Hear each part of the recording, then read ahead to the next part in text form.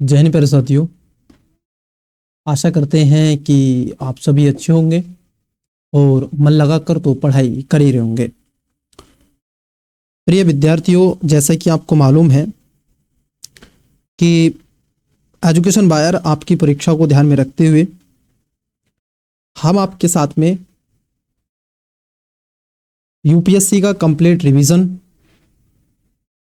Vision व दृष्टि IAS की टेस्ट सीरीज, इन सब के अलावा सीसेट की प्रैक्टिस और यूपीएससी के प्रीवियस क्वेश्चन पेपर जो 2015 से 2025 तक के डिटेल में और डेप्थ में आपके साथ में चर्चा परिचर्चा कर रहे हैं। आज की जो क्लासेस है हमारी वो टेस्ट क्रमांक आपका सेकंड है, जिस पे हम खास तौर पे इसमें फर्स्ट टेस्ट में हम जानेंगे आपसे, ये इसका अंतिम और लास्ट पार्ट है, तीसरे नंबर का पार्ट है। इसको कंप्लीट तरीके से आपसे डिटेल्स में चर्चा परिचर्चा करेंगे। तो स्टूडेंट्स, अभी तक आपने चैनल को सब्सक्राइब नहीं किया है तो कर लो, वीडियो को लाइक कर दो, दोस्तों के साथ में शेयर करना मत भूलिएगा। देखिए स्टूडेंट्स, इस वर्ष दृष्टि आईएएस की 53 टेस्ट सीरीज हैं। अगर आप चाहते हैं ये कंप्लीट प्राप्त करना तो टेलीग्राम का लिंक हम कमेंट्स बॉक्स में पिन करा देंगे, आप वहां से विजिट कर लेंगे, अन्यथा डिस्क्रिप्शन में देख रखा है। नहीं तो आप जाइए टेलीग्राम पे और सर्च कीजिएगा एजुकेशन बायर सिविल सर्विसेज, तो आपको आ जाएगा, सेम यही लोगो लगा हुआ है, तो वहां से आप उसको ज्वाइन कर लेंगे। वहां पर पीपीटी डाली जाती है। परंतु कुछ विद्यार्थी इसको पेड अगर लेना चाहते हो आप, ठीक है, उसमें 1 to 1 आप देखोगे डिस्कशन होगा, मेंटरशिप आपको प्रोवाइड करवा दी जाएगी, क्या पढ़ना है, कैसे पढ़ना है, किस विषय पर और कौन से विषय में भी कौन से ये कोर एरिया है जिस पर आपको फोकस करना चाहिए, जहां से 90% यूपीएससी में क्वेश्चन बनते हैं, सीसेट की क्या रणनीति होनी चाहिए इत्यादि पर हम आपके साथ में विस्तार से डिस्कस कर देंगे। लेकिन ये सब पेड में होगा। जो विद्यार्थी टेस्ट सीरीज को परचेज करेगा, मतलब कि एक टेस्ट आपको 30 रुपीज़ का प्रोवाइड करवाया जाएगा। अगर आप भी चाहते हैं टेस्ट सीरीज प्राप्त करना तो जाइए, और वहां पर व्हाट्सअप नंबर दे दिया गया है, तो उसको जाकर के आप क्या कर लेंगे, वहां से कांटेक्ट कर लेंगे, हमारी टीम आपसे बात कर लेगी। क्लियर, वहीं पे आप मेरे से द्वारा बात भी कर सकते हैं।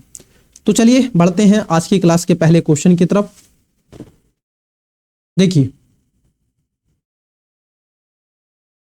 पहला क्वेश्चन लेते हैं, इसके 2 पार्ट ऑलरेडी हमने कवर करा दिए हैं। विद्यार्थी यूपीएससी के अगर प्रीवियस क्वेश्चन पेपर आप देखना चाहते हैं तो एजुकेशन बायर यूपीएससी एक नया यूट्यूब चैनल हमने स्टार्ट किया है, उसको जाकर के आप विजिट कर सकते हैं, वहां पर क्लासेस आपकी होती हैं। तो आइए फिर बढ़ते हैं आज के पहले क्वेश्चन की तरफ। क्वेश्चन है आपका 55 नंबर। आई थिंक 56 तक हमने चीजें आपसे कर ली थी। ये बायलैंग्वेज है, हिंदी और इंग्लिश में आपको मिल जाएगा टेस्ट। क्लियर, हाँ।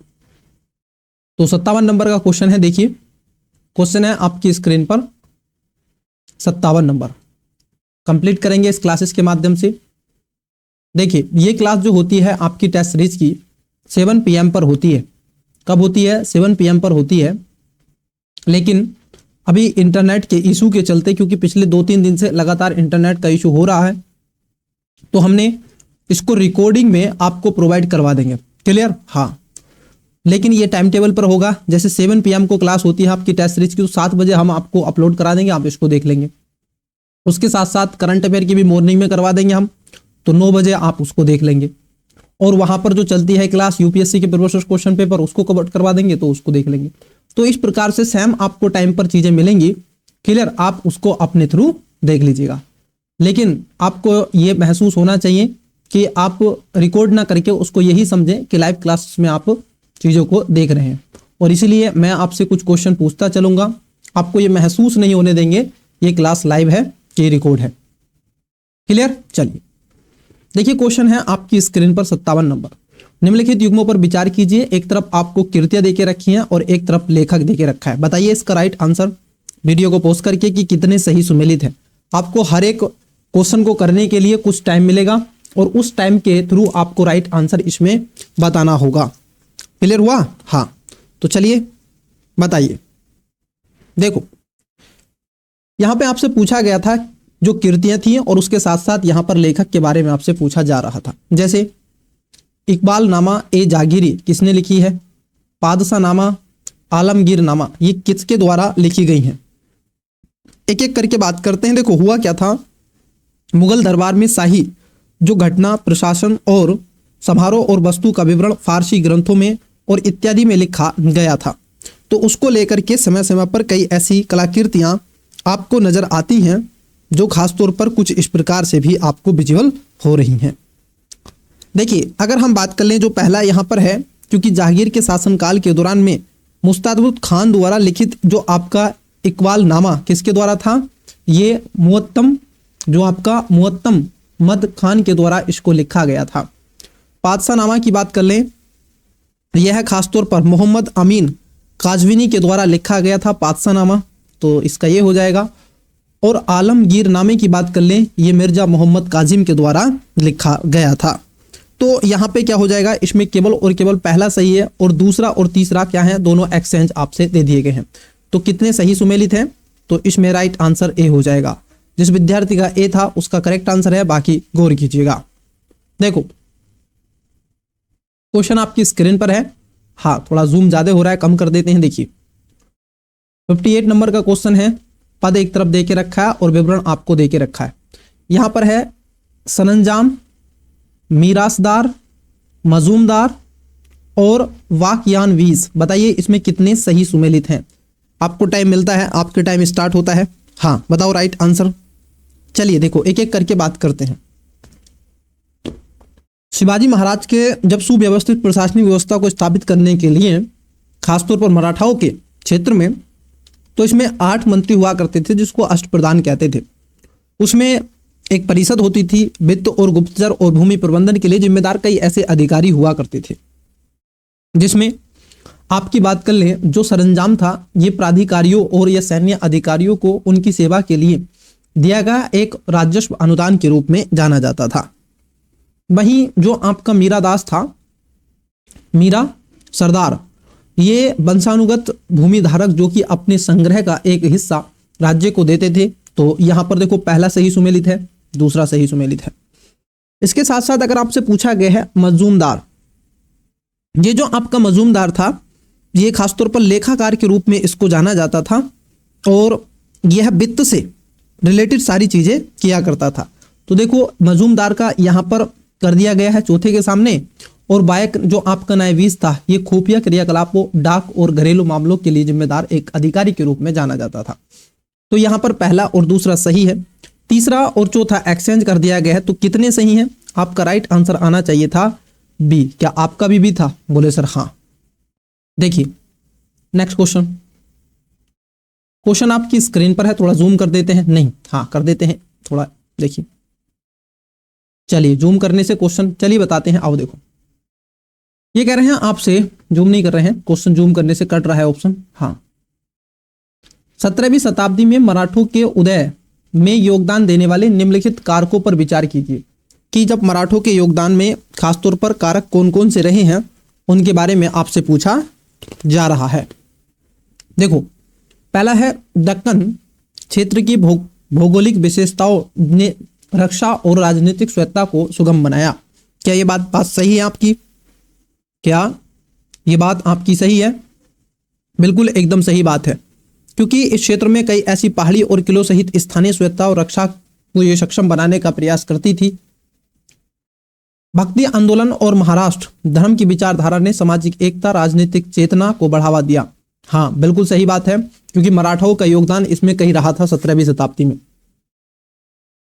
बिना किसी प्रतिबंध के वंशानुगत देशमुखों को बढ़ावा देने की शिवाजी की नीति ने स्थायी अभिजात वर्ग को मजबूत कर दिया था। नहीं, इन्होंने इसको नहीं किया था, बल्कि शक्ति का केंद्रीकरण करके क्या हुआ था, शिवाजी ने जो देशमुखों के वंशानुगत पर क्या था, अंकुश लगा दिया था। क्या कर दिया था? अंकुश लगा दिया गया था। तो ये गलत है। मुगल और दक्कन शासकों के खिलाफ किसानों और छोटे जमींदारों के बीच में असंतोष को शिवाजी ने प्रभावी ढंग से दिशा दी। हाँ ये बात सही है। तो देखो जहां 3 नंबर है वो ऑप्शन गलत हो जाएगा, तो इसका राइट आंसर हो जाएगा बी, मतलब कि 1, 2, 4। तो मराठाओं के बारे में आपसे बेसिकली क्वेश्चन पूछा गया। क्वेश्चन है आपका 60 नंबर, देखिए। शिवाजी और मुगलों के बीच पुरंदर की संधि 1665 निम्नलिखित में से किस मुगल सेनापति की मध्यस्थता में हुई थी? तो आपसे ये पूछा जा रहा है। बंगाल के शाइस्ता खान, आमेर के जयसिंह और मालवा के दिलेर खान, मारवाड़ के राजा जसवंत, बताइए किसके बीच में ये हुई थी? देखो हुआ क्या था, क्योंकि शाइस्ता खान अभियान की विफलता के बाद में सम्राट औरंगजेब ने अपने विश्वसनीय और योग्य सेनापति में से एक आमेर के राजा जयसिंह को दक्कन में शिवाजी के विरुद्ध अभियान का नेतृत्व करने के लिए भेजा गया था। तो किसके साथ में हुई थी? खासतौर पर आमेर के जो जयसिंह थे उनके साथ में हुई थी, और ये पुरंदर की संधि 1765 में हुई थी। इसके तहत 23 किलो को मुगलों की सेना आप देखोगे और 12 किलो को आधिपत्य हुए, और उसके पुत्र संभाजी को लगभग 5000 मनसबदान प्रदान किए गए थे। तो ये एक तरीके से शांति स्थापित हुई, और जयसिंह की सलाह पर 1666 में शिवाजी की आगरा यात्रा के परिणाम स्वरूप उन्हें नजरबंद कर दिया गया, जिससे मुगलों और मराठों के बीच शत्रुता फिर से शुरू हो गई। यही वो संधि थी। क्लियर? हाँ। तो राइट आंसर हो जाएगा बी। क्या हो जाएगा? बी इसका करेक्ट आंसर हो जाएगा। चलिए नेक्स्ट क्वेश्चन देखते हैं। देखिए आपकी स्क्रीन पर क्वेश्चन विजिबल हो रहा है आपको। 61 नंबर, निम्नलिखित में से कौन सा अजंता गुफाओं को एलोरा गुफाओं से सबसे बेहतर रूप से अलग करता है? एक पूछा गया है आपसे अजंता गुफा और एक है आपकी एलोरा गुफा। देखिए दोनों ही गुफाएं अपने अपने क्षेत्र पर क्या है, बड़ा ही महत्वपूर्ण योगदान देती हैं, क्योंकि अजंता खासतौर पर 30 गुफाओं का निर्माण 2 अलग अलग चरणों में किया गया, जिसमें सातवाहन वंश थे प्रथम चरण में, और उसके साथ साथ द्वितीय में बकाट के राजा थे, और उसके अलावा बौद्ध समकालीन, ये दोनों चरणों से इत्यादि को देखने के लिए मिलता है। तो अगर हम बात कर लें, देखो अजंता का निर्माण 2 अलग अलग चरणों में हुआ था, जो कि पूरी तरह से बौद्ध धर्म को समर्पित, और जबकि एलोरा का निर्माण कई शताब्दियों तक चलता रहा। इसमें 3 धर्मों के लिए बात होती है। तो इसमें 3 धर्म की बात कर लें। 3 धर्म कौन कौन से हैं? इसमें आपको बुद्धिज्म दिखाई देगा, जैनिज्म दिखाई देगा और हिंदुज्म, क्योंकि यहाँ पर शिव की प्रतिमा भी आपको मिलती है, ठीक है, एलोरा की गुफाओं में। और दोनों ही गुफाएं कहाँ पर हैं? आपकी महाराष्ट्र में है। क्लियर हुआ? चलिए आगे बढ़ते हैं। इंग्लिश मीडियम, आपको क्या करना है, चैनल को सब्सक्राइब करते चलना है, और सभी को तो, और वीडियो को पोस्ट करके राइट आंसर देना है पढ़ के क्वेश्चन को। हाँ चलिए, इसकी टेस्ट सीरीज आपको मिल जाएगी, ठीक है। अगर आप लेना चाहते हैं तो 30 रुपीज़ पर टेस्ट आपको दे दिया जाएगा। क्लियर? नहीं तो आप दृष्टि आईए से भी टेस्ट सीरीज को परचेज कर सकते हैं, वहां पर आपको 10 से 15 हज़ार रुपए की टेस्ट सीरीज ये मिलेगी। क्लियर हुआ? हाँ, जैसा आपका मन है, क्लियर, आप वैसे कर सकते हैं। खुला ऑप्शन है आपके लिए थोड़ा सा, क्योंकि दृष्टि आईएएस की टेस्ट सीरीज ले रहे हैं तो थोड़ा सा उसके बारे में भी आपको इन्फॉर्मेशन देते चलेंगे। चलिए 62 नंबर का क्वेश्चन है, सांची स्तूप में मूर्ति कला विकास के संदर्भ में निम्नलिखित कथनों पर विचार कीजिए। पूछा गया है सांची स्तूप में मूर्ति कला विकास के बारे में, मतलब कि जो मूर्ति कला विकास है उस पर आपसे क्वेश्चन पूछा जा रहा है। क्या कर रहे हैं? आपसे उस पर क्वेश्चन पूछ रहे हैं। बताइए, क्वेश्चन आपकी स्क्रीन पर है तो इसका राइट आंसर देने का प्रयास करें। क्लियर? हाँ, बताइए कितने सही हैं। देखो सांची स्तूप की ऊपरी और निचली दोनों प्रदक्षिण पथ या फिर आप देखोगे परिक्रमा पथ आपको देखने के लिए मिलती है। सांची का स्तूप की अगर हम बात कर लें तो एक प्रकार से उल्टे कटोरे के आकार की इस तरीके से बनाया गया है, और इसमें इस तरीके से इसका प्रधान पक्ष ये है घुमावदार, और यहाँ पर इस पे गेट बने हुए हैं ऐसे, और ऊपर ऐसे हर्मिका को बनाया गया है इसमें। क्लियर? हाँ, कुछ इस प्रकार से हर्मिका को बनाया गया है। यहीं पर एक छत्रक है। तो कुछ इस प्रकार से आपका क्या है, सांची का स्तूप आपको देखने के लिए मिलता है। बोलो हाँ, कुछ इस प्रकार का बना हुआ है। तो बात सही है। सांची के आप देखोगे तोरणों में बुद्ध के जीवन की घटनाओं और जातक की कथाओं का विवरण के साथ में दर्शाया गया है। ये भी बात सही है। सांची की नक्काशी तकनीकें भरहुत की तुलना में अधिक प्राचीन और जटिल है।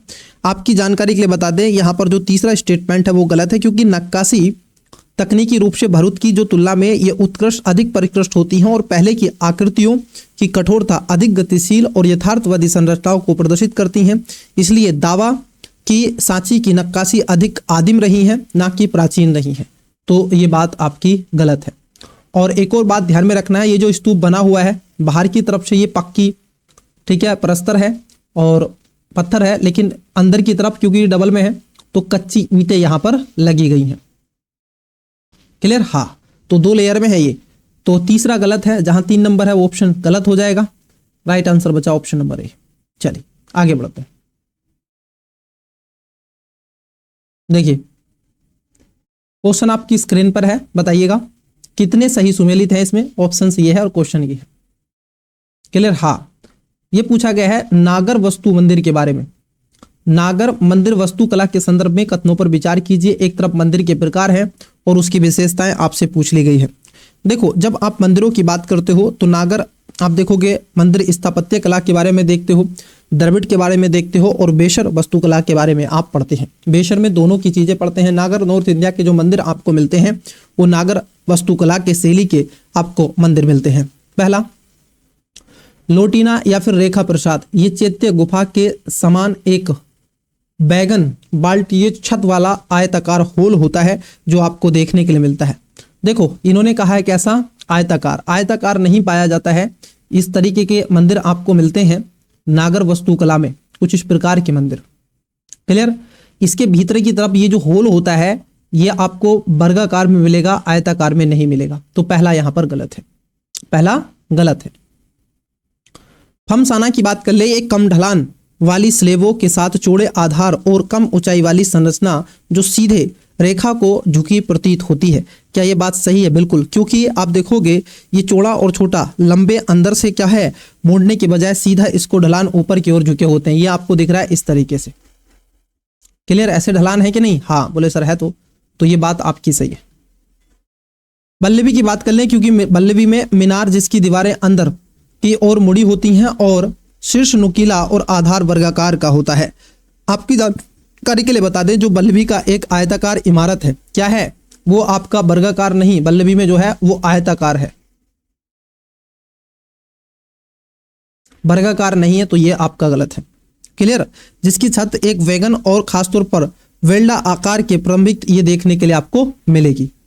तो यहां पर क्या हो जाएगा, आपका गलत हो जाएगा। तो एक इसमें सही है केवल, दूसरा सही सुमेलित करता है पहला और तीसरा गलत है। कितने सही सुमेलित हैं? तो आप कहोगे सर इसमें केवल एक सही सुमेलित है।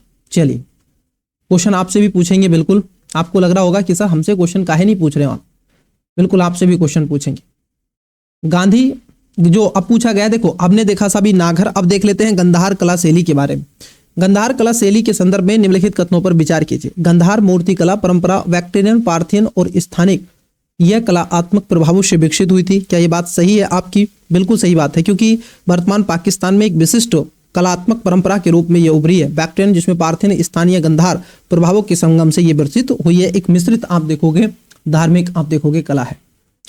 गंधार में बुद्ध की प्रतिमा, मूर्तियां, वस्त्र और शारीरिक संरचना के दृष्टिकोण से परिष्कृत विवरण प्रदर्शित करती है, जो प्रतीकात्मक अमूर्तता के स्थान पर शास्त्रीय यथार्थवाद को दर्शाती है। क्या ये बात सही है? बिल्कुल सही बात है, क्योंकि भगवान बुद्ध के जो कपड़े हैं अगर आप देखोगे यथार्थवाद की बात करते हैं और शरीर से उनकी देह से चिपके हुए प्रतीत होते हैं। गंधार कला विशेष रूप से मानव रूपों के चित्रण में एक आप देखोगे क्या है प्रबल हेलेनिस्टिक प्रभाव को दर्शाती है। बिल्कुल यही बात सही है। तो इसमें तीनों बातें सही है, मतलब कि डी इसका करेक्ट आंसर हो जाएगा। चलिए क्वेश्चन देखते हैं 65 नंबर। आपकी स्क्रीन पर आपको क्वेश्चन विजिबल हो रहा है। मूर्ति कला के संदर्भ में निम्नलिखित कथनों पर विचार कीजिए। अब यहां पर क्या है, 3 स्टेटमेंट आपको देखे रखे हैं, मूर्ति कला के बारे में आपसे पूछा जा रहा है।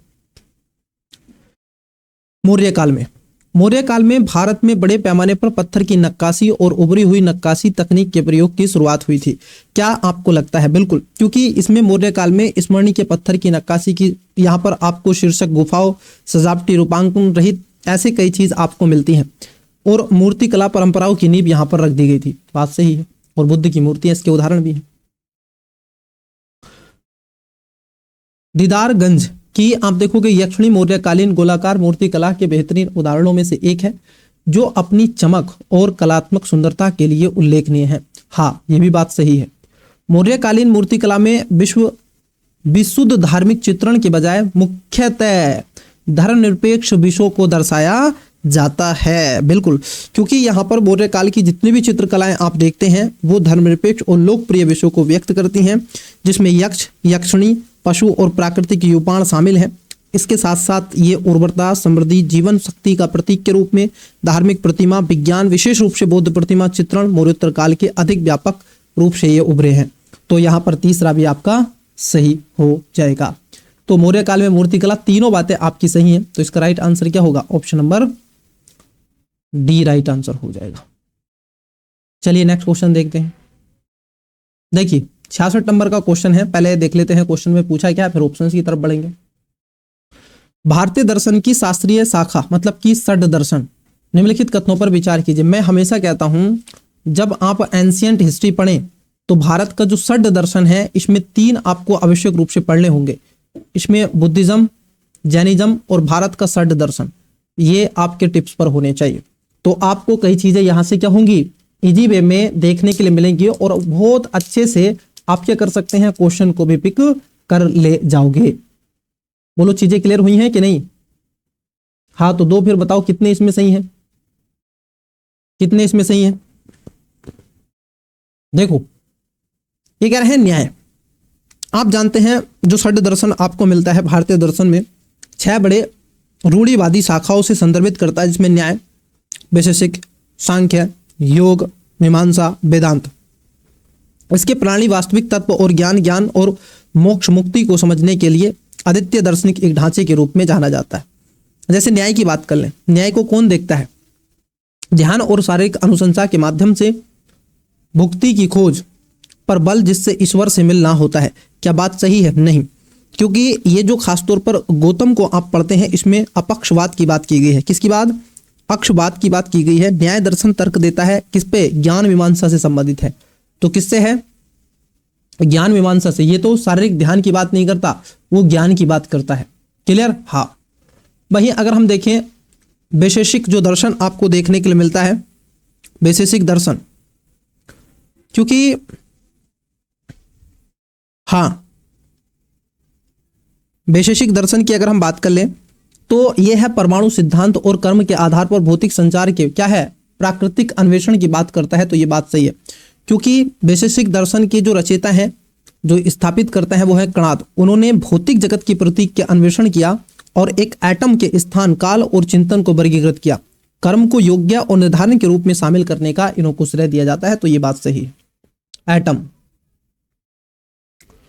सांख्य की बात कर लें, सांख्य दर्शन जो ऋषि कपिल रहे हैं ये भी आपका सही सुमेलित है, क्योंकि इन्होंने मुक्ति प्राप्त करने के लिए पुरुष चेतना और प्रकृति पदार्थ के बीच अंतर को स्थापित किया। वहीं अगर हम देखें जो आपका अंतिम है कि ऋषि जो जैमिनी के द्वारा स्थापित मीमांसा दर्शन है, ये पूर्व मीमांसा के रूप में इसको देखता है। तो ये बात आपकी सही है। वैदिक अनुष्ठानों की सही व्याख्या और अनुष्ठानिक कार्यों पर बल देता है। तो इसमें पहला गलत था, बाकी आपके सही थे। तो कितने सही है? 3 सही है सर इसमें। आइए next question. English medium video को पोस्ट कर लो और देखो राइट आंसर देते चलो। हाँ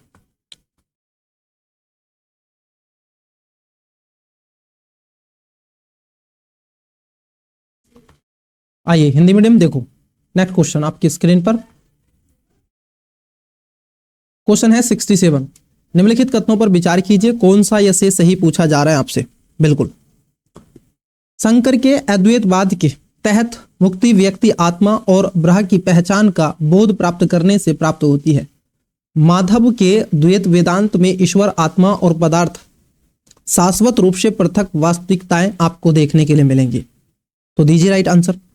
देखो जब वेदांत दर्शन में आप देखते हो तो इसमें विभिन्न संप्रदायों ने व्यक्ति की आत्मा और परमात्मा ब्रह्म के बीच संबंध विधि प्रकार की व्याख्या को आगे बढ़ाया था, क्योंकि शंकर जो है अद्वैतवाद में मोक्ष आत्मा और साक्षात्कार के माध्यम से प्राप्त करते हैं, जहां साधक आत्मा और ब्रह्म में कोई अंतर नहीं देखा जाता। तो ये बात आपकी सही है।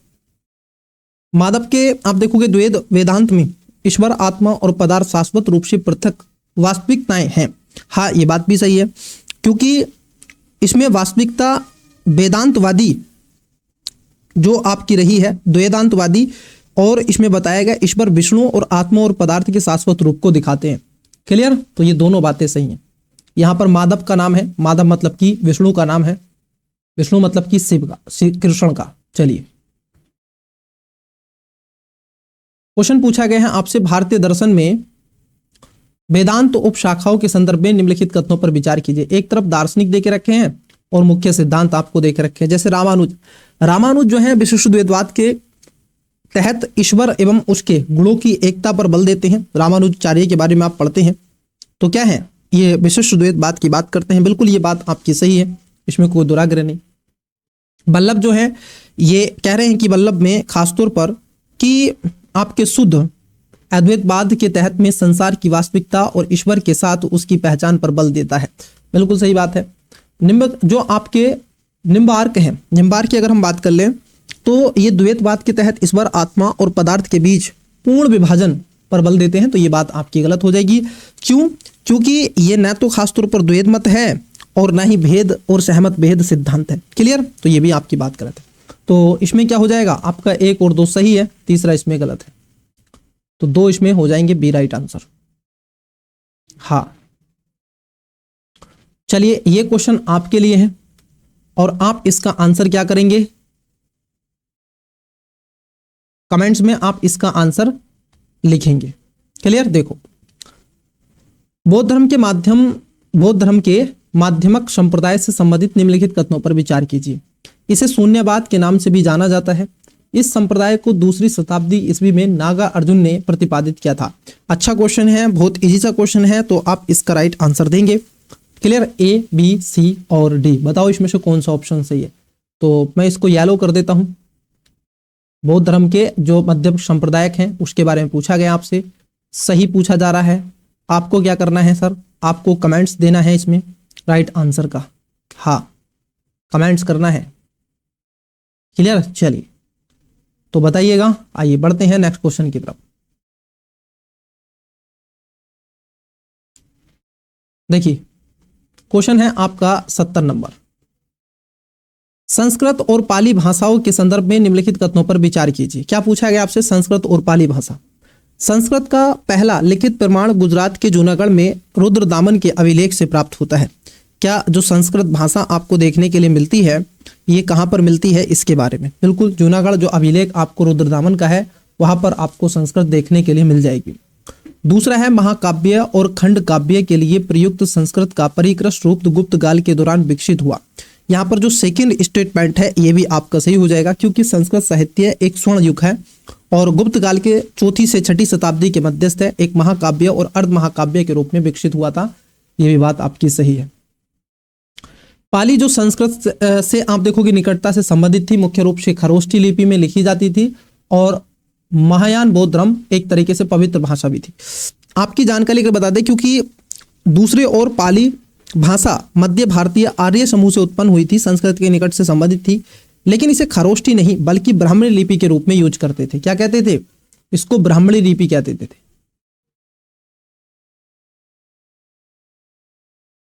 क्लियर? तो तीसरा गलत है, पहला दूसरा सही है। Right answer option number B आपको देखने के लिए मिलेगा। बोलो चीजें क्लियर हुई कि नहीं।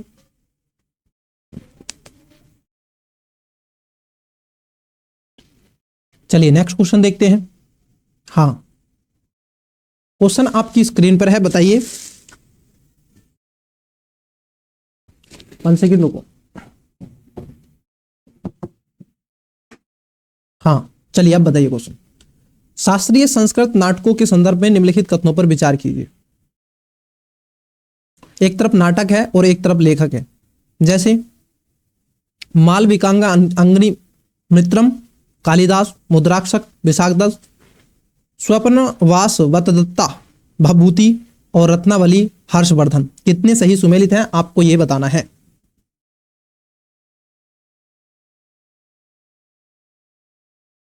दीजिए राइट आंसर। कितने सही सुमेलित हैं।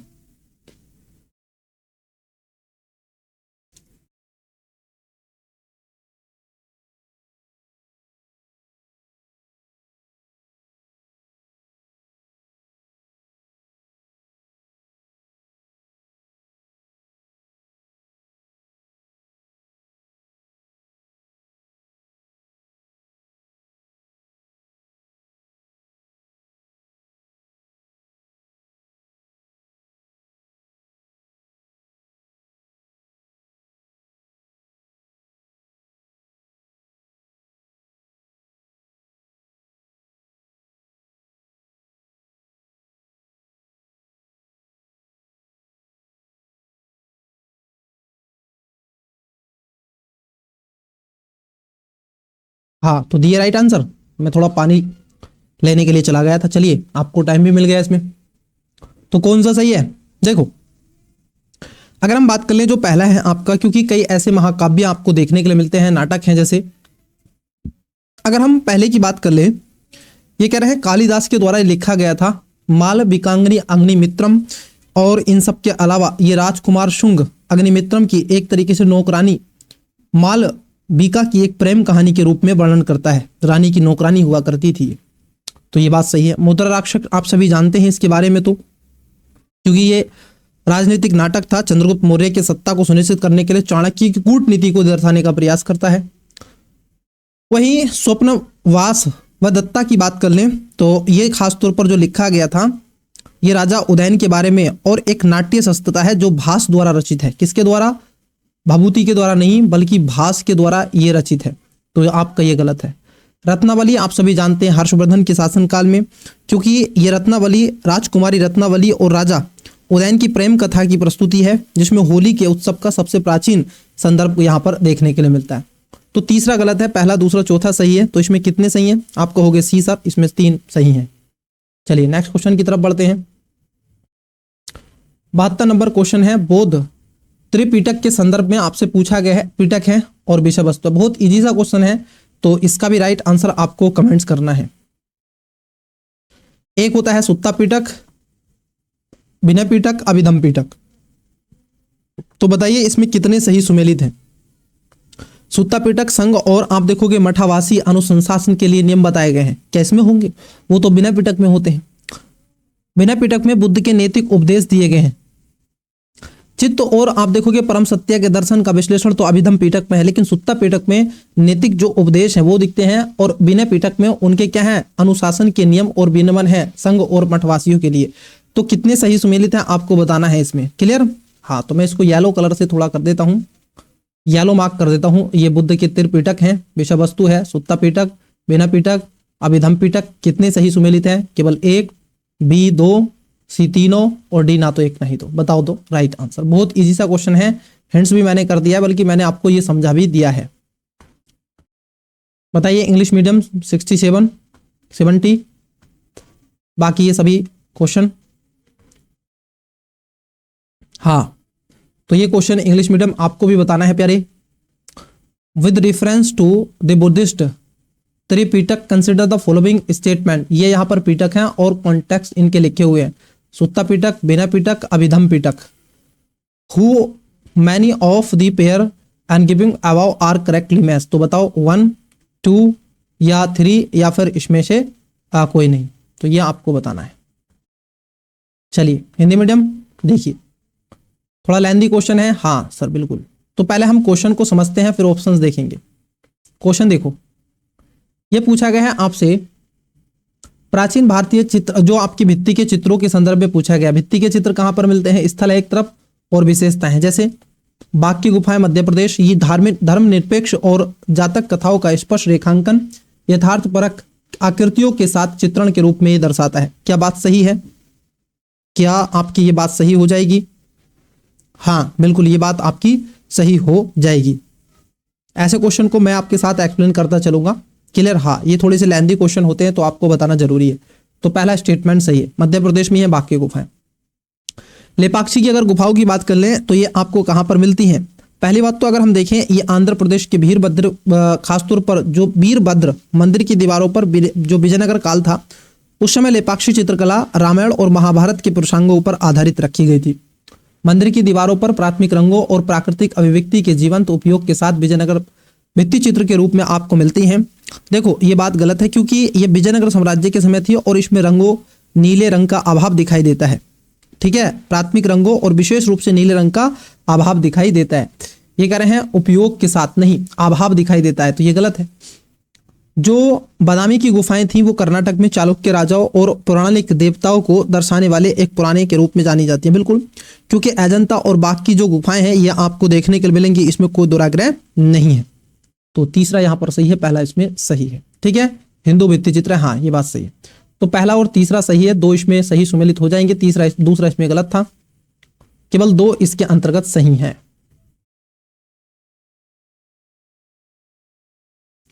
क्वेश्चन है आपकी स्क्रीन पर 74। भारत में प्राग ऐतिहासिक शैल चित्रकला के संबंध में कथनों पर विचार करना है, कौन सा सही है। पहला, भारत में सबसे प्रारंभिक ऐतिहासिक चित्रकलाएं उच्च पाषाण काल से संबंधित हैं। शैल चित्रों का सर्वाधिक संकेंद्रण विंध्यन पर्वतमाला और उसकी कैमूर शाखा से मिलता है। बताइए राइट आंसर क्या है इसमें। देखो, जब आप बात करते हैं भारत के प्राग ऐतिहासिक काल चित्रकला में, तो उसमें कलात्मक अभिव्यक्ति के उदाहरण कई मिलते हैं, जिसमें उच्च पुरापाषाण काल में कुछ ऐसे प्राचीन शिल चित्रकला रहे हैं जो कि कलात्मक गतिविधियों की शुरुआत का प्रतीक आपको बताते हैं। तो ये बात आपकी सही है। शैल चित्रों का सर्वाधिक संकेंद्रण विंध्यन पर्वतमाला और उसकी कैमूर शाखा के आसपास आपको देखने को मिलता है। बिल्कुल, क्योंकि मध्य प्रदेश की विंध्यन पर्वतमाला और कैमूर शाखा उत्तर प्रदेश तक विस्तृत है, जिसमें खासतौर पर भीमबेटका की गुफा महत्वपूर्ण है। कौन सी है सर? भीमबेटका। ठीक है, भीमबेटका की जो गुफाएं हैं ये आपको मिलेंगी। बैटका है बेटका, भीमबेटका, बैटका। ठीक है, तो ये भी बात सही। तो इसका राइट आंसर ऑप्शन नंबर क्या हो जाएगा? सी करेक्ट हो जाएगा। चलिए आगे बढ़ते हैं। क्वेश्चन है आपका 75 नंबर। देखो, पाल और अपभ्रंश कला शैलियों के संबंध में कथनों पर विचार बताना। मतलब कि जो पाल और अपभ्रंश कलाकृतियां हैं उनके बारे में आपसे पूछा है। पाल साम्राज्य के बारे में आप पढ़े होंगे आवश्यक रूप से। क्लियर? हाँ, जो कि 750 से लगा करके 1150 तक आपको मिलता है। 750 से 1150 तक पाल साम्राज्य मिलेगा और ओडिशा के क्षेत्र की तरफ आपको इधर इस एरिया में आपको मिलेगा। पाल कला शैली मुख्य रूप से बौद्ध संरक्षण में विकसित हुई थी और इसकी चित्रकारी ताड़ पत्रों पर की जाती थी। क्या बात सही है? क्या बात सही है? बिल्कुल ये बात सही है, इसमें कोई दोहराग्रह नहीं है। अपभ्रंश कला शैली की उत्पत्ति गुजरात एवं मेवाड़ में हुई थी और प्रारंभ में इसके तहत जैन विषयों पर ध्यान केंद्रित किया गया। बाद में इसमें वैष्णव विषयों को भी शामिल कर लिया गया था। क्या ये भी सही है? बिल्कुल, क्योंकि लाल, पीले और गेरुए रंग का प्रतीकात्मक योग होता था और यहाँ मछली के आकार की आंख, तीखी नाक और आप देखोगे दोहरी ठोड़ी आदि की विशेषता यहाँ पर मिलती है। ठीक है, पाल चित्रकला समूह रचना और चमकीले रंग की कमी दिखाई पड़ती है।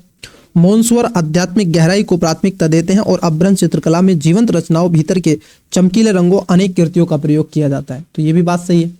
तो पहला भी यहाँ पर सही है और दूसरा भी आपका सही है। तो इसका राइट आंसर क्या हो जाएगा? अच्छा, तीसरा और दे के रखा है।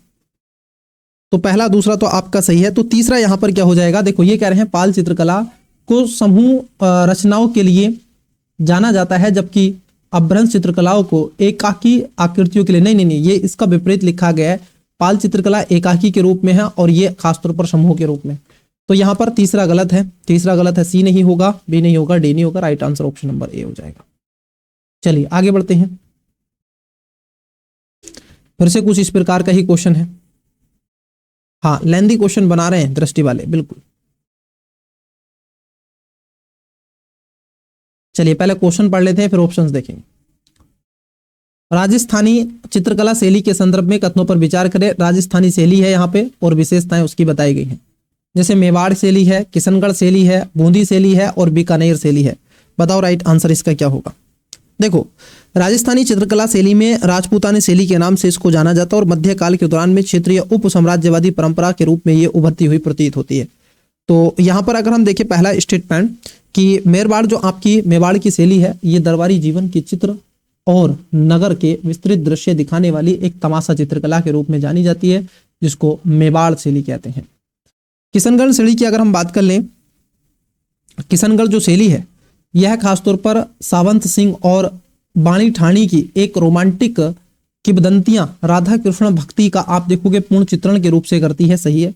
बूंदी शैली ये मुगल दरबार में दृश्यों और अकबर तथा जागीर के चित्रों पर आधारित एक चित्रकला के रूप में जानी जाती है। नहीं, ये खासतौर पर ये एक तरीके से कोटा शैली का उदाहरण है और हाथोड़ी क्षेत्र की कला परंपरा है। ये विस्तृत वनस्पति, नुकीली नाक वाले गोल मानव चेहरे और आप देखोगे रिवन जैसी लाल आकाश दिखाई, जो मुगल कला से बिल्कुल अलग आपको मिलती है। तो ये बात यहाँ की गलत है। बीकानेर शैली की अगर हम बात कर लें तो यह लघु चित्रों में सूक्ष्म रेखाओं, मुगल प्रभाव और सौम्य रंगों के लिए प्रसिद्ध रूप से जानी जाती है। हाँ, क्योंकि यहाँ पर सूक्ष्म रेखाएं हैं, महीन तालुका, कौशल और सौम्य स्वर से, जो प्राय फारसी और राजस्थानी विषयों को दर्शाते हैं। तो यहाँ पर आपका पहला सही, दूसरा सही, चौथा सही, तीसरा गलत है। क्या है? तीसरा स्टेटमेंट आपका गलत हो जाएगा। तो कितने सही हैं? आप कहोगे 1 2 4 इसमें सही है, तो 3 इसका राइट आंसर हो जाएगा। क्लियर? चलिए, इन चारों में 3 सही है। 77 नंबर क्वेश्चन देखो, और 2 राइट आंसर। ये कह रहे हैं आपसे, हिंदुस्तानी शास्त्रीय संगीत के एक रूप में ध्रुपद के बारे में कथनों पर विचार करें। क्या पूछा गया आपसे? ध्रुपद के बारे में पूछा गया है। ध्रुपद रचनाएं बिना किसी गीतात्मक घटक के शुद्ध वाद्य संगीत के उपयोग पर आधारित होती है। नहीं, क्योंकि ध्रुप एक हिंदुस्तानी शास्त्रीय संगीत की सबसे प्राचीन और सबसे भव्य विधाओं में से एक रही है, जो अपनी आध्यात्मिक गहनता, रचनात्मक अनुशंसा और भक्ति के मूल के लिए जानी जाती है। यह प्रबंध और ध्रुपद जैसी पूर्ववर्ती विधाओं, खासतौर पर विधाओं से विकसित हुई है। ये मुगल काल के दौरान मंदिरों में प्रस्तुत एक शाही संरक्षण था। क्लियर? हाँ। और ये खासतौर पर केवल वाद्य नहीं बल्कि स्वात्मक, जो स्वरात्मक होती थी, वाद्य नहीं, ध्रुपद में गायन होता था। तो ये बात आपकी गलत है। बाबा गोपाल दास और स्वामी हरिदास मुगल काल के दौरान ध्रुपद परंपरा के आप देखोगे प्रमुख प्रवर्तकों में से एक थे। बिल्कुल ये बात सही है। तो कितने सही है? इसमें दूसरा सही है, पहला इसमें गलत हो जाएगा। चलिए आगे बढ़ते हैं। इंग्लिश मीडियम, आप वीडियो को पॉज करेंगे, इसका राइट आंसर देते चलेंगे। 77, 76, 74, 77 है और 75 है। आइए 78 नंबर का क्वेश्चन देखो। निम्नलिखित कथनों पर विचार करो और कौन सा सही है आपसे पूछा जा रहा है। 78 नंबर का क्वेश्चन है, बताइए। हाँ देखो, 78 नंबर में आपसे क्वेश्चन पूछा जा रहा है। पहला है आपका कि ताजमहल हुमायूं के मकबरे की संज्ञा पर आधारित है और यह तैमूरी शैली के वास्तुकला का प्रतिनिधित्व करता है। क्या ये बात सही है? बिल्कुल एक बात सही है, क्योंकि हुमायूं का मकबरा पहले ही देखी गई तैमूर स्थापत्य शैली की भव्यता है, जिसकी समरूपता ऊंचा मंच, 4 बाग और इसमें 4 बागों वाला उद्यान है। और इसका ही एक उदाहरण है मुमताज महल की याद में बनाया गया ताजमहल शाहजहां ने। ठीक है, तो ये बात सही है। इसमें भी 4 बाग आपको मिलेगा। पितृदुरा शैली भी मिलती है। ताजमहल का यह मुख्य मकबरा आप देखोगे अष्टकोणीय है, जिसके मध्य में मुमताज महल की कब्र अवस्थित आपको दिखाई देती है। बिल्कुल सही बात है, यह अष्टकोणीय है और बीचों बीच में अष्टकोणीय बनाया गया है और इसके बीचों बीच में क्या है? मुमताज की कब्र है। स्मारक की बाहरी दीवारें खासतौर पर सफेद संगमरमर से बनी है, जिसमें किसी भी रंग पत्थर का उपयोग नहीं किया गया। देखो यहाँ पर जो तीसरा स्टेटमेंट है आपका गलत है। इसमें इतने अच्छे अच्छे रंगीन पत्थरों का इस्तेमाल हुआ करता था, आज भी है, लेकिन फिर भी जो अंग्रेज थे उन्होंने अपनी सुविधा के अनुसार उनको निकाल लिया और उसके स्थान पर अन्य पत्थर को लगा दिया गया। कीमती पत्थर तो अंग्रेज यहां से लेके निकाल गए, बहुत महंगा पत्थर। तो यहाँ पे पहला दूसरा सही है, तीसरा गलत है। तो इसका राइट आंसर क्या हो जाएगा? बी राइट, ए राइट आंसर होगा 1 और 2। चलिए, इसमें विभिन्न प्रकार के रत्न और विभिन्न प्रकार के पत्थर लगे गए थे। क्वेश्चन है 79। एक तरफ नृत्य है, एक तरफ विशेषता है। तो इजी क्वेश्चन है, देखते हैं कितने विद्यार्थी इसका राइट आंसर कमेंट्स करते हैं। तो नृत्य वाला क्वेश्चन है, बहुत इजी सा क्वेश्चन होता है, ये आपके सभी के टिप्स पर भी होता है। जैसे शास्त्र की बात कर ले, इसका नाम वैष्णव मठों से लिया गया और जिसे शस्त्र के नाम से जाना जाता है। और कहां पर होता है ये? खासतौर पर आप देखोगे असम में किया जाने वाला एक भगत भोकत द्वारा इसको किया जाता है। कथक की बात कर ले, फारसी वेशभूषा और दरबारी नृत्य शैली के रूप में है। एक होता है कथक और एक होता है कथकली। जो कथक होता है उत्तर प्रदेश का ब्रजभूषी रासलीला से मानी जाती है और मुगल काल में फारसी वेशभूषा। कुचिपुड़ी, ये आप सभी जानते हैं, कुचिपुड़ी प्रत्येक पात्र नृत्य की गीत रचना के साथ अपना परिचय देते हैं। क्लियर? हाँ, आंध्र प्रदेश की एक नृत्य है। भरतनाट्यम तमिलनाडु के मंदिरों में विकसित हुई है। तो आपको बताना है इसमें से कौन सा सही है। ठीक है, वेट करेंगे आपके कमेंट्स का, देखते हैं कितने विद्यार्थी इस राइट क्वेश्चन का राइट आंसर देंगे। हिंट्स मैंने कई बार दे दिया है। हाँ, एक तरफ है शास्त्रीय, कथक है, कुचिपुड़ी है और भरतनाट्यम है। थोड़ा थोड़ा बता देते हैं इसके बारे में। ये आपको असम में देखने के लिए मिलेगा, ये आपको यूपी में मिलेगा। कुचिपुड़ी की अगर हम बात कर लें तो ये आपको आंध्र प्रदेश में मिलता है। क्लियर? हाँ बोले सर बिल्कुल। और ये आपको तमिलनाडु में ही देखने के लिए मिलेगा। तो अब आपको बता देना है इसके बारे में राइट आंसर। चलिए 80 नंबर का क्वेश्चन है आपका, एक तरफ नृत्य है और एक तरफ विशेषता है, इसको हम करवा देंगे, उसको आप बता दो। जैसे थांगटा की अगर हम बात कर ले, क्योंकि भारत की एक लोक पारंपरिक जो शैलियां रही हैं उसमें विविधता में एक अभिव्यक्त को प्रतीत करती हैं। थांगटा ये मणिपुर का तलवार और भाले से युक्त एक मार्शल आर्ट के रूप में इसको जाना जाता है। 2 पर्सन इसमें होते हैं, एक उस पर वार करता है तो दूसरा इस पे बचाव करता है, सही है। कालबेलिया की बात कर ले, ये पौराणिक कहानियों को व्यक्त करने के लिए ओजपूर्ण मार्शल गतिविधियों का उपयोग करते हुए एक मुखौटा नृत्य के रूप में जाना जाता है कालबेलिया। क्लियर, ये कालबेलिया कोई आप देखोगे मुखौटा नृत्य नहीं है, पहली बात तो ये ध्यान में रखना है। क्लियर, और राजस्थान में होता है, ये कह रहे हैं मुखौटा नृत्य नहीं, मुखौटा कोई नृत्य इसमें नहीं है, लेकिन कहां पर होता है, ये राजस्थान में आपको मिलेगा कालबेलिया, है ना। ये समुदाय की महिलाओं द्वारा क्या होता है, नृत्य किया जाता है। जो कालबेलिया समुदाय की महिलाएं होती हैं बेसिकली ये ऐसी सांपों से ऐसी प्रेरित मुद्राओं को यहाँ पर दर्शाने का प्रयास करती हैं, जैसे नागिन, है ना, नागिन नाचे गली गली, इस प्रकार का कुछ ऐसा नृत्य करती हैं। छऊ की अगर हम बात कर ले, ये भी राजस्थान में महिलाओं द्वारा, ये कह रहे हैं कि समुदाय महिलाओं द्वारा किया जाने वाला सर्प जैसी एक कृत्य, नहीं, ये इधर हो जाएगा और ये इधर हो जाएगा। छऊ में क्या हो जाता है, यहाँ पर राजस्थान की महिलाओं द्वारा नहीं बल्कि झारखंड और उड़ीसा के पश्चिम बंगाल में प्रचलित मार्शल एक मुखौटा नृत्य है। तो कहां पर है ये आपको 2 जगह मिलेगा। छऊ कहां पर मिलता है, ये आपको मिलता है झारखंड में, जैसे से दर्शा देते हैं, और ओडी में, उड़ीसा में, और वेस्ट बंगाल में, तो 3 स्टेट में है। क्लियर, तो यहां पर केवल पहला सही है, दूसरा तीसरा गलत है, इंटरचेंज कर दिया गया दोस्तों। तो कितने सही सुमेलित थे, इसमें आपके केवल एक सही सुमेलित है, तो ए इसका राइट आंसर हो जाएगा। क्वेश्चन है 81 नंबर, देखिए कौन सा सही है। पहला, रम्मन हिमाचल प्रदेश का एक अनुष्ठानिक नाट्य है जो भगवान शिव के सम्मान में किया जाता है और यूनेस्को द्वारा मान्यता प्राप्त है। यक्षगान आंध्र प्रदेश कर्नाटक का एक पारंपरिक नृत्य नाटक रूप है जो कि विजयनगर साम्राज्य से संबंधित है। थोय्यम केरल का एक अनुष्ठानात्मक प्रदर्शन है जो कर्नाटक के भूत कोला के समान है। बताइए इसका राइट आंसर क्या है। चलो एक एक करके बात करते हैं। देखो अगर हम बात कर ले, ये कह रहे हैं आपसे कि रम्मन हिमाचल प्रदेश का नहीं है, पहली बात तो कहाँ का है सर, ये उत्तराखंड का है, यूके कह सकते हैं, तो पहले ही गलत है। यक्षगान जो होता है आंध्र प्रदेश और कर्नाटक की एक पारंपरिक नृत्य नाटक के रूप में है और विजयनगर साम्राज्य से संबंधित है। जो आपका थय्यम है ये केरल का एक अनुष्ठानात्मक प्रदर्शन है जो कि कर्नाटक में भूत कोला के समान दिखाई पड़ता है।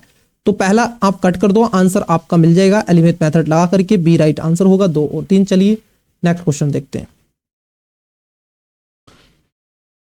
मेहराबों के नीचे निर्मित कमल की कली वाले किनारे के रूप में जानी जाने वाली स्थापत्य शैली विशेषता निम्नलिखित में से किस राजवंश के शासनकाल के दौरान हुई थी। बताइए इसके बारे में। अच्छा क्वेश्चन आपसे पूछ लिया गया है 82 में। तो ये किसके शासनकाल में हुई थी। बेसिकली देखो कमल वगैरह का आगे लाने के लिए जो काम किया गया था, ये दिल्ली में इंडो इस्लामिक वास्तुकला जो खिलजी वंश की एक महत्वपूर्ण चरण में प्रतिनिधित्व रूप से दर्शाती है।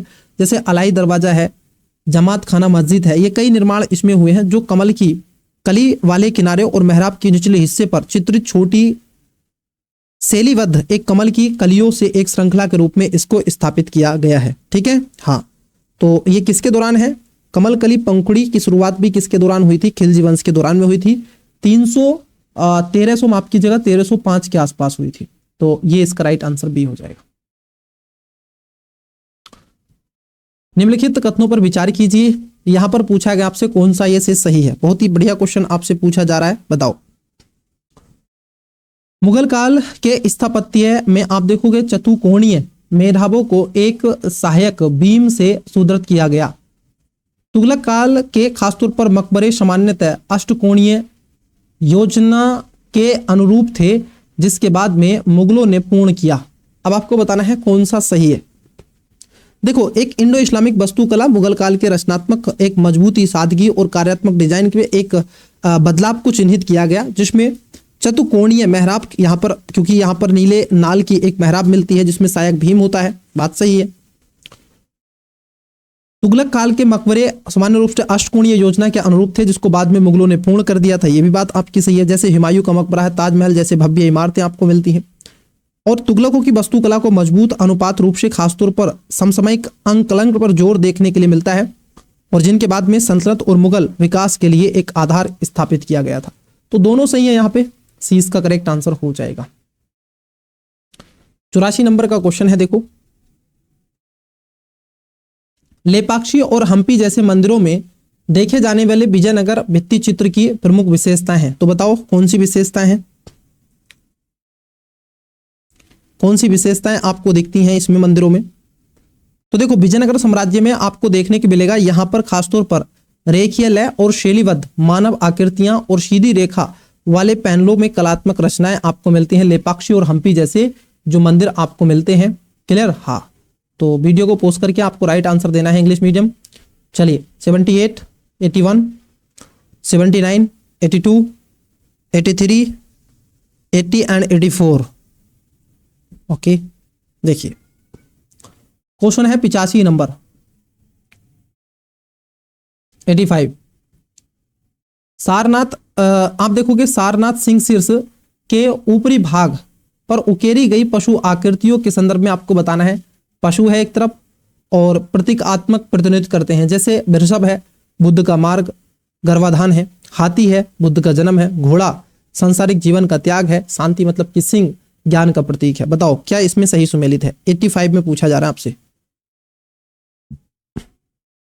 चलो एक एक करके बात करते हैं, क्योंकि सारनाथ का आपने सिंह स्तूप आवश्यक रूप से देख भी होगा किताबों में। वहां पर प्रथम धर्मो उपदेश धर्म चक्र के स्मरण को दर्शाता है, गोलाकार भाग और पशु आकृतियां यहां पर मिलती हैं। जैसे हाथी की बात कर लें, जो हाथी है ये खासतौर पर बुद्ध के जीवन में महत्वपूर्ण घटनाओं के प्रतीक की बात करता है, जो गर्भाधान रानी माया को स्वप्न में प्रतिनिधित्व कराता है, और एक सफेद हाथी उनके गर्भ में प्रवेश करता है।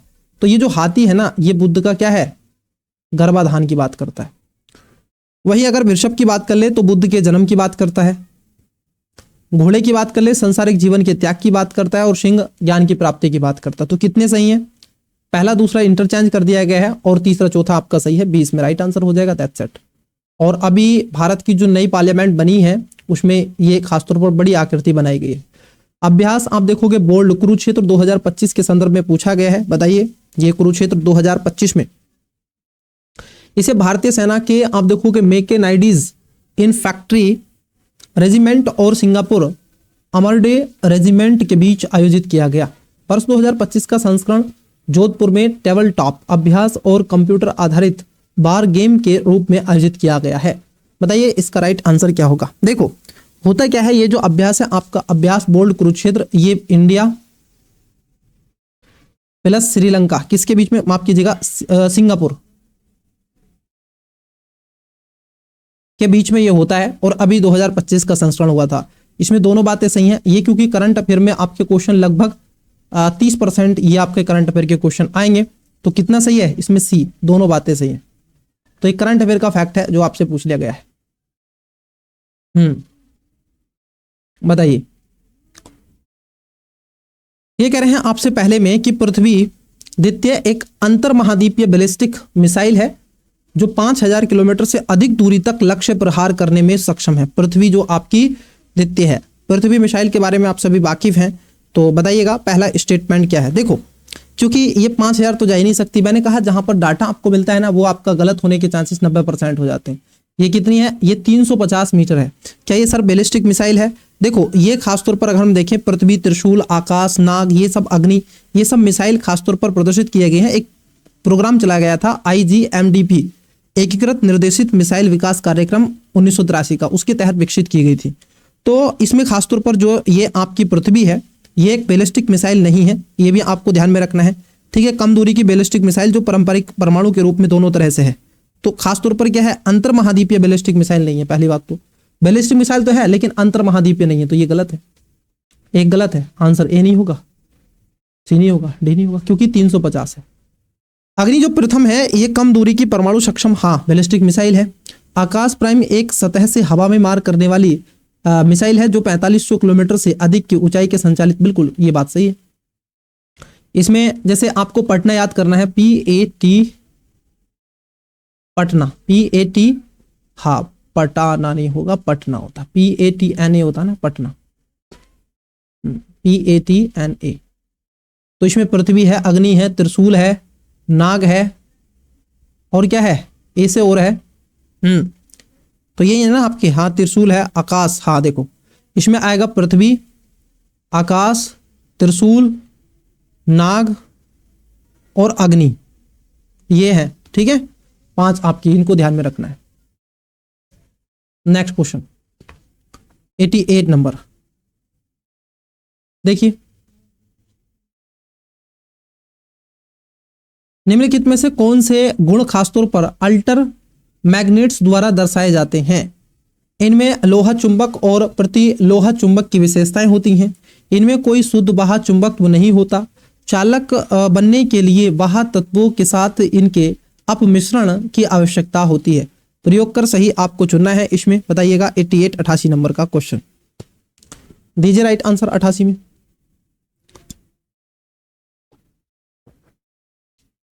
अल्टर मैग्नेट द्वारा दर्शाए जाते हैं कौन से गुण हैं?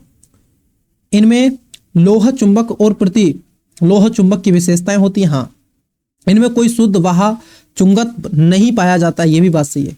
चालक बनने के लिए बाह्य तत्वों के साथ इनके अपमिश्रण की आवश्यकता होती है, नहीं, क्योंकि देखो प्रति लोह चुंबक की विशेषताएं होती हैं और लोह चुंबक की, खासतौर पर इसमें कोई शुद्ध बाह्य चुंबक नहीं पाया जाता, तो कैसे इसमें आवश्यकता आप ले सकते हैं बाह्य तत्वों की? तो ये तो खुद ही गलत हो जाता है दूसरे के अनुकूल। तो जहां 3 है उसको कट कर दो, राइट आंसर बचा आपका। एलिमेंट मेथड लगाओ, ये राइट आंसर हो जाएगा। चलिए 89 नंबर देखिएगा, जनजातीय जीनोम अनुक्रमण परियोजना के बारे में आपसे पूछा गया है, ताकि इसके बारे में पता लगा सके जीनों के बारे में, और विभिन्न प्रकार की जो बीमारियां हैं जैसे स्टेम सेल है उसके बारे में, और कई चीजें यहाँ पर है। ओडिशा के बाद गुजरात दूसरा राज्य है जिसने विशेष रूप से जनजातीय समुदाय के लिए जीनोम अनुक्रमण कार्यक्रम शुरू किया है। इसका एक प्रमुख उद्देश्य सिकल सेल एनीमिया और आप देखोगे थैलेसीमिया जैसे आनुवांशिक विकारों को शीघ्र ही पता लगाना है। बहुत ही अच्छा क्वेश्चन है, बताओ। चलो देखते हैं, एक एक करके बात करते हैं। देखो यहाँ पर सेकंड स्टेटमेंट आपका सही है, पहला स्टेटमेंट आपका गलत है, क्योंकि अगर हम बात करें जनजातीय जीनोम अनुक्रमण जो आपका है परियोजना गुजरात सरकार के द्वारा एक अग्रणी पहल के रूप में की गई थी, और यह उद्देश्य स्वदेशी आबादी के लिए आधुनिक जैव प्रौद्योगिकी पारंपरिक स्वास्थ्य सेवा के बीच में की गई थी। क्लियर? हाँ, तो ये पहला राज्य बना है, और अभी इसके बाद में कोई ऐसा और राज्य आपको देखने के लिए नहीं मिला जिसने इसको लागू किया है। तो यहाँ पर पहला गलत है, दूसरा सही है, तो ये गलत हो गया, दूसरा सही है, राइट आंसर बी। और सिकल सेल एनीमिया आप जानते हैं करंट अफेयर की क्लास होती है हमारी सुबह 9 बजे, आइए उसमें सभी विद्यार्थी, तो वहां पर आपकी सारी चीजें कवर हो जाएंगी। ये सब करंट अफेयर का क्वेश्चन है बेसिकली। जापान द्वारा हाल ही में प्रक्षेपित ग्रीन हाउस गैस एवं जल चक्र अवलोकन उपग्रह, मतलब कि आप देखोगे GoSat GW के संदर्भ में निम्नलिखित कथनों पर विचार कीजिए। इसे लगभग 666 किलोमीटर की ऊंचाई पर सूर्य तुल्यकालिक कक्षा में स्थापित किया गया है। अब जरा सोचना थोड़ा सा, क्योंकि जापान की जैक्सा के द्वारा इसको लॉन्च किया गया था। किसको? जैक्सा के द्वारा। तो ये बात सही है। यह प्रत्येक आप देखोगे 3 दिन में वैश्विक कवरेज को प्रदान करेगा, ये भी सही है। तो दोनों बातें आपकी सही है। क्या है सर? ये करंट अफेयर से आया क्वेश्चन है। तो जैक्सा के द्वारा इसको शुरू किया गया था 2025 में, जून 2025 में इसको लॉन्च कर दिया था। ठीक है, चलिए आगे बढ़ते हैं। इंग्लिश मीडियम, वीडियो को पोस्ट करो, राइट आंसर दो। 85, 88, 89, 86, 87 एंड 90, 91 नंबर और रहे हैं 10 क्वेश्चन, फिर आपका सेशन द एंड हो जाएगा। रासायनिक हथियार निषेध आप देखोगे संगठन, मतलब कि OPCW में भारत की भूमिका के संदर्भ में कथनों पर विचार कीजिए। 2 स्टेटमेंट देख रखे हैं। पहला, वर्ष 2024 में भारतीय रासायनिक परिषद मतलब कि ICC OPCW द हेग पुरस्कार प्राप्त करने वाला विश्व का पहला रासायनिक उद्योग आप देखोगे निकाय बन गया। बिल्कुल सही बात है, क्योंकि 2024 में रक्षा और संरक्षा सम्मेलन का अनुपालन को बढ़ावा देने के प्रयास के हेतु ये क्या हुआ है, इसमें खासतौर पर इसको पुरस्कार मिला है। क्लियर? ये बात सही है। एशिया में OPCW के सदस्य देशों के राष्ट्रीय प्राधिकरणों की 23वीं क्षेत्रीय बैठक जुलाई 2025 में बेंगलुरु में आयोजित की गई थी। आपकी जानकारी के बता दें, क्योंकि इसमें लगभग एशिया के सदस्य देशों को 23वीं क्षेत्रीय बैठक थी, जो कि 1 से 3 जुलाई तक रही थी। और ये कहाँ? बेंगलुरु में नहीं, बल्कि कहां पर थी? न्यू दिल्ली में आपको देखने के लिए मिलेगी। तो ये गलत है, पहला सही है, right answer option number A है। क्वेश्चन है आपका कथन 1 और कथन 2 पर आधारित। देखो, नासा के टैडम रिएक्शन और कस्प इलेक्ट्रोडायनेमिक्स रिकॉग्निशन सैटेलाइट्स मतलब कि TRACERS मतलब कि ट्रेसिस मिशन के संबंध में निम्नलिखित कथनों पर विचार कीजिए। कथन 1 है और कथन 2 है, बताओ इसके बारे में। यह मिशन का उद्देश्य ध्यान रखना है, अध्ययन करना है कि पृथ्वी की चुंबकीय क्षेत्र अंतरिक्ष मौसम से ग्रह की किस प्रकार रक्षा करती है। उपग्रह सूर्य और पृथ्वी के चुंबकीय क्षेत्रों के बीच में चुंबकीय पुनर्संयोजन घटनाओं का अवलोकन करने के लिए उत्तरी ध्रुव क्षेत्र के निकट स्कप्स के क्षेत्र की परिक्रमा करेंगे, इसलिए तो इसको क्या है, भेजा गया है। तो ये बात पहला भी सही है, कथन दूसरा भी सही है और इसकी सही व्याख्या भी करता है। तो ये साइंस एंड टेक्स है, ये भी आपका करंट अफेयर में रहा था, उसका मिशन है, तो इसका ए राइट आंसर है। अभी आपको कराए थे, 2-3 दिन हुए हैं प्रलय मिसाइल के बारे में, बहुत इजी सा क्वेश्चन है प्रलय मिसाइल। हाँ, ये कह रहे हैं इस मिसाइल को ठोस प्रदर्शक का उपयोग किया गया है और इसमें उच्च परिशुद्धता के लिए अत्यधिक मार्गदर्शन नेविगेशन प्रणाली शामिल होती है। बिल्कुल सही बात है, DRDO द्वारा इसको विकसित किया गया, क्या है, ठीक है। यह अर्ध बैलिस्टिक मिसाइल है और जो कई प्रकार के वायु का क्या ले जा सकती है। लगभग इसमें आप देखोगे 6 और 6 12 आप भेज सकते हो। इसमें कितने, 12, एक साथ 12 को ये दाग सकती है। इस मिसाइल का खासतौर पर मुख्य रूप से पनडुब्बी आधारित प्रक्षेपण अभियानों को डिजाइन किया गया। नहीं, पनडुब्बी से आप नहीं छोड़ सकते हैं, ये एक तरीके से एंटी टैंक मिसाइल के रूप में इसको जाना जाता है ना। तो ये आपको ध्यान में रखना है, पनडुब्बी से आप अभी इसको नहीं छोड़ सकते हैं। क्लियर हुआ। मोबाइल प्लेटफॉर्म से है, ये सतह पर मार करने वाली एक मिसाइल है जो लगभग 400 किलोमीटर के पेलोड और 500 से 1000 किलोग्राम तक की क्षमता ये ले आ सकती है। तो यहां पर तीसरा गलत था, सी गलत, बी गलत और डी गलत, right answer A. The next, ये भी करंट अफेयर का क्वेश्चन है आई थिंक। क्वेश्चन है आपका सी फ्लड एकीकृत बाढ़ पूर्वानुमान प्रणाली के विकास से संबंधित निम्नलिखित कथनों पर विचार कीजिए। केंद्रीय जल आयोग, प्रगत संगण विकास केंद्र मतलब कि सीडैक, राष्ट्रीय सुदूर संवेदन केंद्र मतलब कि NRS, भारत मौसम विज्ञान विभाग IMD, राष्ट्रीय आपदा प्राधिकरण ND, national disaster management authority. उपयुक्त में से सी फ्लड खासतौर पर प्लेटफॉर्म के विकास एवं संचालन के लिए प्रत्यक्ष रूप से शामिल है। तो इसमें कौन कौन है ये आपको बताना है। देखो, क्या इसमें आपदा प्रबंधन प्राधिकरण इसके अंतर्गत होगा शामिल? सोचो, थोड़ा सा दिमाग पे फोकस लगाओ, क्या होगा? नहीं, ये इसके अंतर्गत शामिल नहीं है। तो देखो 4 जहां उसको कट करो, बी गलत, सी गलत और डी गलत। क्लियर। हाँ, इसमें जो मौसम विभाग है ये भी नहीं है, पहला दूसरा तीसरा ये इसके अंतर्गत शामिल है, तो ए इसका राइट आंसर होगा। केंद्रीय जल आयोग है, प्रगत संकरण जो विकास केंद्र है सीडैक है, और उसके साथ साथ राष्ट्रीय सुदूर संवेदन ये भी इसके अंतर्गत रखा गया है। तो इसलिए सी फ्लड इसको कहा जा रहा है। नेशनल डिजास्टर मैनेजमेंट अथॉरिटी नहीं है और आपका जो इंडियन मेट्रोलॉजिकल डिपार्टमेंट है वो इसके अंतर्गत नहीं है। इसको खासतौर पर भारत के बाढ़ प्रबंधन, आपदा न्यूनीकरण ढांचे और परिवर्तनकारी कदम के रूप में काम करता है। इलेक्ट्रॉनिक्स और सूचना प्रौद्योगिकी मंत्रालय मतलब कि मेटी और विज्ञान प्रौद्योगिकी DST द्वारा संयुक्त रूप से संचालित एक सुपर कंप्यूटर मिशन के तहत इसको क्रियान्वित किया जा रहा है। क्लियर हुआ? हाँ, बिल्कुल सही है। चलिए नेक्स्ट देखते हैं। 94 नंबर देखो, 95।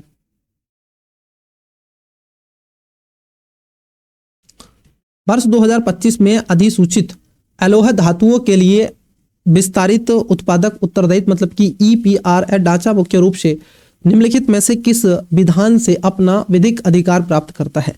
तो आपको बताना है किससे करता है इसके बारे में। पर्यावरण संरक्षण अधिनियम 1986 के तहत खासतौर पर यह करता है, जो परिसंकटनीय और अन्य अपशिष्ट प्रबंधन सीमा पार संचालन जो संशोधन नियम 2025 के तहत इसको रखा गया है। क्लियर। ये 1 अप्रैल 2026 से लागू होगा, ये ध्यान में रखना है। 1 अप्रैल 2026 से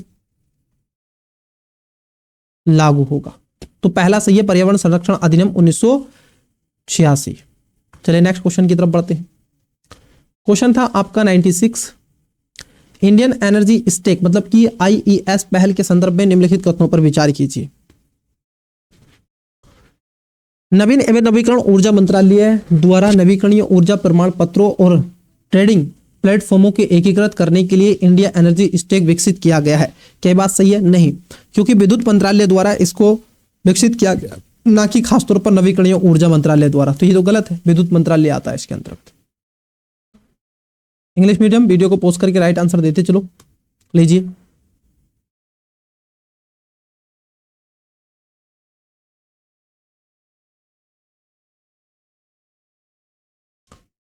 और दूसरा स्टेटमेंट क्या है? दूसरा स्टेटमेंट है आपका आईईएस के अंतर्गत यूटिलिटी इंटेलिजेंस प्लेटफॉर्म यूआईपी का उद्देश्य रियल टाइमिंग डेटा विश्लेषण के माध्यम से उपयोगिता प्रदर्शन और उपभोक्ता ऊर्जा प्रबंधन को बढ़ावा देना है। तो कौन सा इसमें सही है? बताइए कौन सा सही है? देखो, ये विद्युत मंत्रालय ने विद्युत और प्रौद्योगिकी के नियामक और क्षेत्रों को विशेषज्ञों को शामिल करते हुए एक समर्पित स्टॉक फोर्स का गठन किया, जो 12 माह के प्रूफ और ऑफ कंसेप्ट मतलब कि पीओसी चरण को देखरेख में काम करेगा। तो ये दोनों, यहां पर पहला स्टेटमेंट गलत था, दूसरा सही है। तो पहला गलत है ना, ए गलत सी गलत, right answer option number B हो जाएगा। ये आईईएस जो है ये विद्युत मंत्रालय की है, ना कि नवीकरणीय ऊर्जा मंत्रालय। क्वेश्चन है आपका 97 नंबर। चीन द्वारा निर्मित मेडोंग बांध निम्नलिखित में से किस नदी पर स्थित है? ये चर्चाओं में रहा था और भारत ने, क्योंकि इस पर विवाद भी, इस पे चिंता का बिंदु जताया हुआ है, और न केवल भारत ने, कई बड़े देशों ने। देखो अभी क्या हुआ है, चीन ने खासतौर पर आप देखोगे जो आपका यारलुंग तासांगपो एक नदी है, उसके ऊपर एक बांध बनाया है जिसको बोलते हैं मेडोंग बांध। यह विशाल हाइड्रो पावर डैम का निर्माण किया गया है और भारत में प्रवेश करते हुए ब्रह्मपुत्र की एक नदी है। तो भारत ने इसको लेकर के क्या है, बात उठाई है। ये वर्ष 2021 में घोषित किया गया था। जुलाई 2025 में आधिकारिक रूप से मेडोंग बांध को विश्व की सबसे बड़ी जल विद्युत परियोजना के रूप में डिजाइन भी कर दिया गया है। ये लगभग 60,000 मेगावाट, जो कि चीन की येतांशी नदी पर बने 3 आप देखोगे गार्जियस डैम से लगभग 3 गुना बड़ा है। अगर हम बात कर ले इसमें लगभग जो लागत कितनी आई है, 167.8 बिलियन डॉलर की परियोजना है। चीन की राष्ट्रीय विद्युत जल विद्युत विकास योजना का हिस्सा है और इसका उद्देश्य नवीकरणीय ऊर्जा क्षमता में वृद्धि करना है। तो उद्देश्य क्या है, ये खासतौर पर जो आपकी सांगपो नदी है, ये ब्रह्मपुत्र की सहायक नदी है। क्लियर? ब्रह्मपुत्र की जो नदी है उसकी एक सहायक नदी है।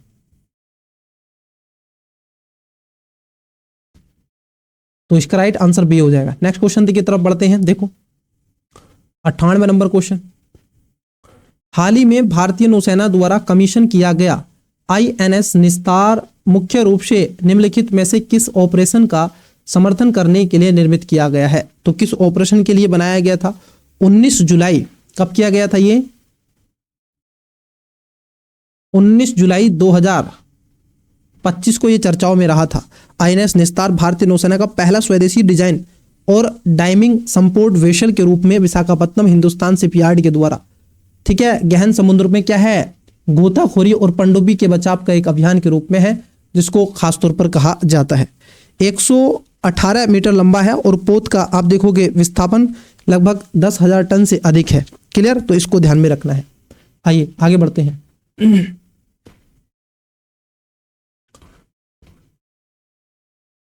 ये क्वेश्चन करंट अफेयर में था। हाल ही में खोजा गया सी 2025 N1 मतलब कि एटलस के बारे में पूछा गया है। किससे रिलेटेड है ये? हाँ, एक तरीका धूमकेतु है और ये खासतौर पर 3I एटलस के नाम से इसको जाना जाता है, जो ओमुआउम 2017 धूमकेतु वेरिशोव 2019 के बाद सौरमंडल का तीसरा इंटर स्टेलर कॉमेट के रूप में है। पहली बार 1 जुलाई 2025 को चिली में आपको देखने के लिए मिला था। तो इसका राइट आंसर क्या हो जाएगा? करेक्ट आंसर आपको बी देखने के लिए मिलेगा। सौरमंडल में खासतौर पर बाहर से प्रवेश करने वाला एक इंटर स्लेटर कॉमेट के रूप में जाना जाता है। चलिए आज का अंतिम और लास्ट क्वेश्चन लेके चलते हैं आपके लिए। आपको इसका राइट आंसर बताना है, कमेंट्स करना है, फिर मिलते हैं आपसे जल्दी नेक्स्ट स्पीड टेस्ट पर। यह पूछा गया है भारतीय विज्ञान संस्थान द्वारा प्रारंभ किए गए भारत अध्ययन का उद्देश्य है। तो अभी देखो ये शुरू किया गया है, इसका मूलभूत उद्देश्य क्या है? भारतीय जनसंख्या में एजिंग को प्रभावित करने वाले जैविक और पर्यावरण संकेतकों का मानचित्रण करने के लिए खासतौर पर भारत अध्ययन का उद्देश्य रखा गया है। तो प्रिय विद्यार्थियों, ये था आपका टेस्ट, ठीक है, आपका टेस्ट क्रमांक 1 जो दृष्टि आईएएस का है। आपको सेशन कैसा लगा आपको कमेंट्स में आवश्यक रूप से बताना है। मिलते हैं जल्दी ही आपके दूसरे टेस्ट पर, तब तक के लिए मन लगा के पढ़ते रहिएगा। और यदि अभी तक आपने चैनल को सब्सक्राइब नहीं किया, कर लो, वीडियो को लाइक और अपना फीडबैक आवश्यक रूप से दिया करें। तो बेस्ट ऑफ लक, बाय।